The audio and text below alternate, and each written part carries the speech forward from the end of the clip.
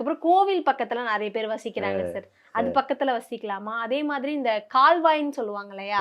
அது பக்கத்துலயுமே நிறைய வீடுகள தொடர்ந்து நம்ம பார்த்துக்கிட்டு தான் இருக்கோம். இப்போ வாஸ்து அப்படிங்கிற விஷயத்த வந்து நம்ம தொடர்ந்து எடுத்தோம்னா, இந்த இந்த இடம் இங்க தான் இருக்கணும், இந்த விஷயம் இங்க தான் இருக்கணும்னு நிறைய பார்த்துக்கிட்டே இருக்கோம். ஆனா இதெல்லாமுமே நம்மள சுத்தி இருக்கு. ஆனா இதெல்லாம் நம்ம பெருசா பேச மாட்றோம், யோசிக்க மாட்றோம். ஆனா இதையுமே நம்ம யோசிக்கணும் அப்படிங்கிறது தான். அதாவது மண்ல வந்து சுடல பூமி, தெய்வீக பூமின்னு 2 இருக்கு.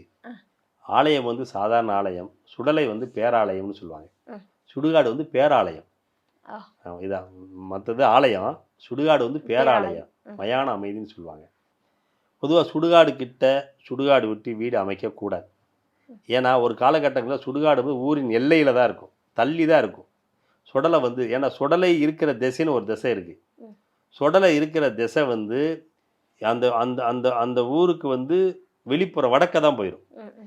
ஏன்னா, அந்த சுடலை இருக்கிற இடத்துக்கு சுடுகாடு இருக்கிற இடத்துக்கு உங்க வீடு வடக்கோ, கிழக்கோ அமையக்கூடாது.